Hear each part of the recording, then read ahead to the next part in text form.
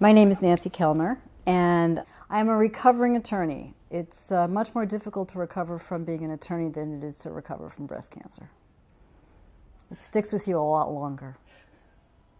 I still have nightmares about timesheets.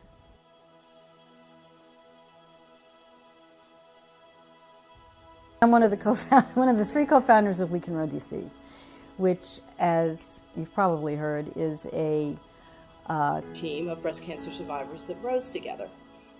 I'm Doris Parker. I'm the co-founder of WeCanRow DC.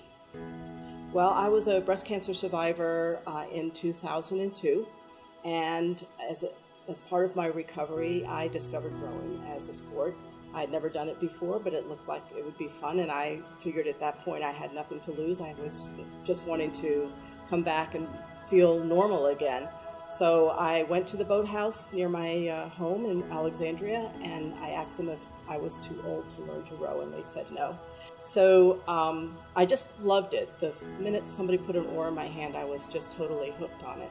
And I realized pretty shortly that it was also healing me, because in the process of doing something new and doing something in a group and also doing something very physical, that I was recovering from all of the effects of the surgery and the treatments that I had been through the past 2 or 3 years. So it was just an eye-opening and life-changing experience for me.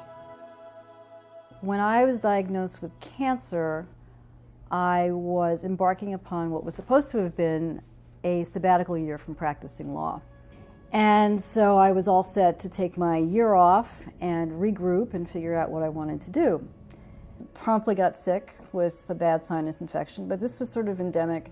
One thing and another, I scheduled my yearly mammogram for the end of the year. So I went in, and I'd been having mammograms for screenings since I was 40.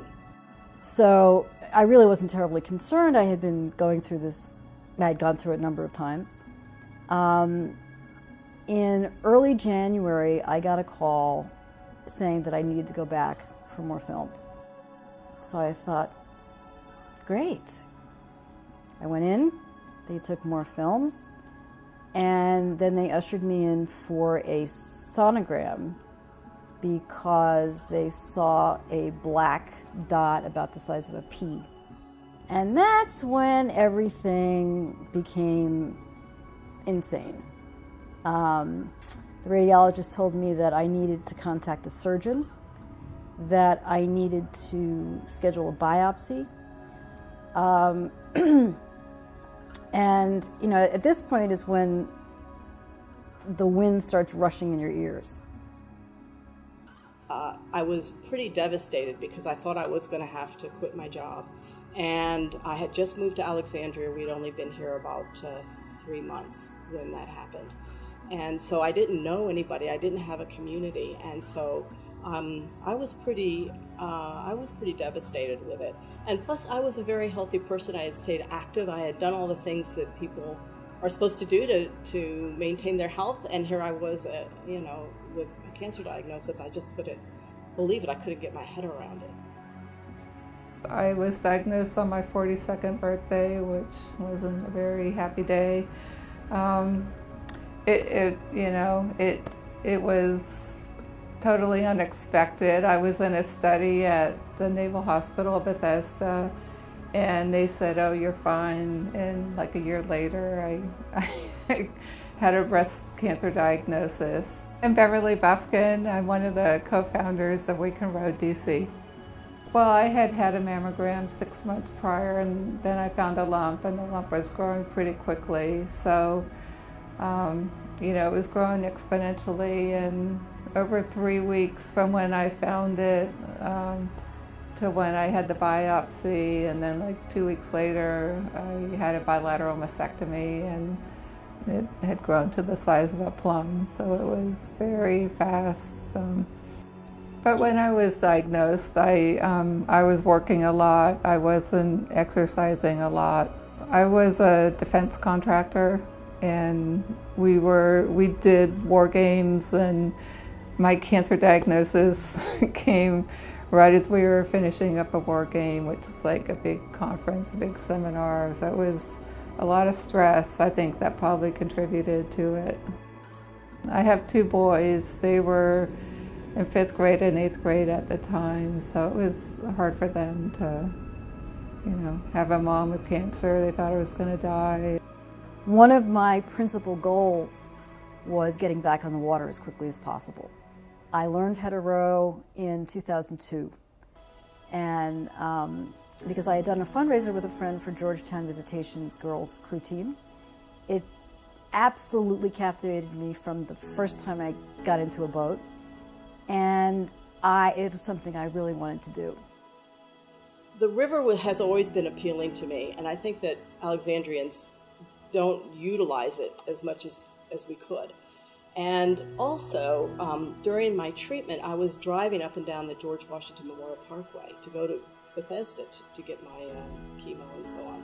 And I would see those rowers out there on the river in the morning, and it just, for some reason, it just looked like something that was really fun and really challenging, and a way to connect with both nature and other people.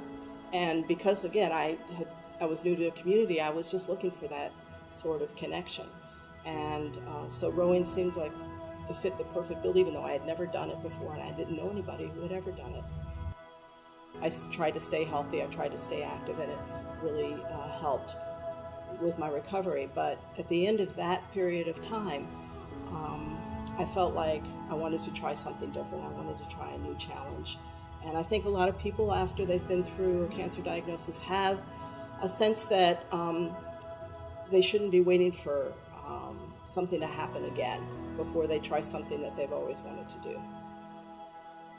So I went to this fly fishing thing, and I didn't like fly fishing particularly. And I didn't catch any trout, but the whole idea of going away from my home and spending a whole weekend with women who had been through the same thing that I'd been through, and just doing something that wasn't just talking about our cancer, but was actually learning a new skill, or relating to people on that kind of a level, was really, really appealing to me. And I got the idea that maybe we could apply those same values to a weekend of rowing. And that's when I earnestly got in touch with other people other breast cancer survivors who had been rowing as well. It was one of my fellow rowers at PVC. They had told me about Doris. We met for lunch like once a month, I think, for, 6 months, until we were like, okay, we're ready to go. We just need some rowers to teach them how to row. Jumping back into rowing, head first was my way of getting back to health, and it did bring me back to health. I mean, I was thrilled and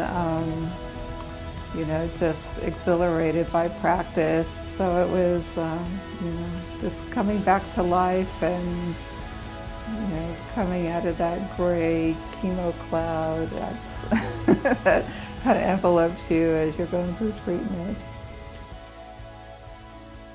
In 2004, I was the representative to the board of directors at Capitol for this evening program. And I was at a board meeting, and the then president said, I got a call from a woman named Doris Parker, who rows at ACR, Alexandria Community Rowing. And she's interested in starting a chapter in DC of something called WeCanRow, which is for breast cancer survivors. Would anybody be interested in taking this on? And the three of us got together for lunch, and we planned the first Learn to Row weekend. Well, when the three of us got together, we decided we were going to start this Learn to Row weekend project, where we would pull as many newly diagnosed breast cancer survivors together and teach them the fundamentals of rowing over the weekend. And it was a weekend in May of 2005. And we advertised it in the Washington Post, which is a little tiny paragraph, one morning, and by 8 o'clock my phone was ringing off the hook. People were very interested in trying this thing. So we were pretty surprised and taken a little bit off guard, but we went ahead and ran the weekend and with 16 survivors. And at the end of the weekend, one of the survivors came to us and said, "What's next?" And we kind of just looked at each other because we hadn't really planned what was next. We were so wrapped up in just doing this one thing that we hadn't really thought it through. So that's when we decided we were going to, do a summer program and try and keep it going. It was just a great chemistry among the women. It was hard. It was a lot of work. And just all the planning that went into it, so much planning. And it was really just me and Doris and Nancy, and there were some people at Capitol and some of our friends. They all chipped in to help, and it was just so much work. And by Sunday afternoon, I think we were all exhausted. Getting to the boathouse, seeing the shells, watching women carrying the oars out to the dock, it was the first real ray of hope that I could get my life back. And it was an enormously cathartic and supportive environment. These women had a passion for something that I loved, rowing, and they had been through similar or even more challenging diagnoses than I. I was so relieved. I was so relieved it was something that I could still do, because it's a hard sport and I was just getting started. So that gave me purpose to get back in the gym and train, to get back in the gym and get flexible and stronger and prepared to get back on the water. A lot of the women that have tried rowing with us did it because it was something different. It was just a little bit more different than something else that they've done in the past. And they felt, as I had, that doing something a little bit challenging was what they needed at that point to help them through the hump from being a patient to a survivor. I would definitely tell any survivor that even if they thought they could never try this sport, or thought of themselves as an athlete, or even if they were kind of afraid of water, that they should definitely give it a try. I think about the memories of breast cancer and rowing as a way to wellness. I think that played a key component in my recovery. When you row, you have to keep your head in the boat, and that's what I tell the ladies. Once you have your oar in the oar lock and you're getting ready to put your foot in, your head's in the boat. Don't think about work, don't think about your kids, don't think about what you're going to make for dinner or what you're going to do at work the next day. This is your time to be in the boat with your teammates, and this is your time for yourself.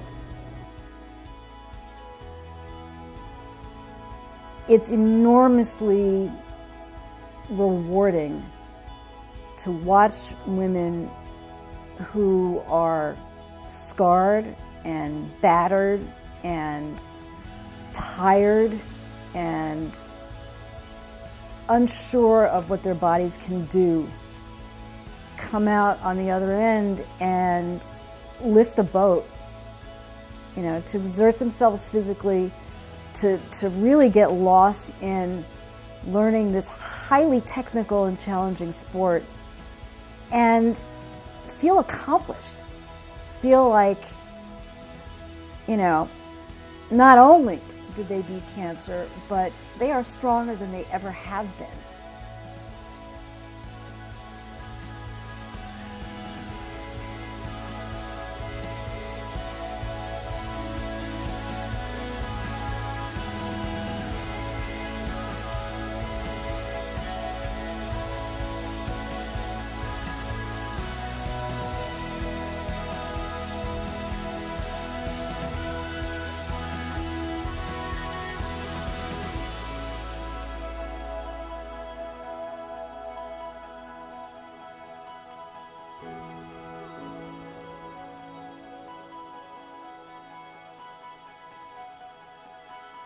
you.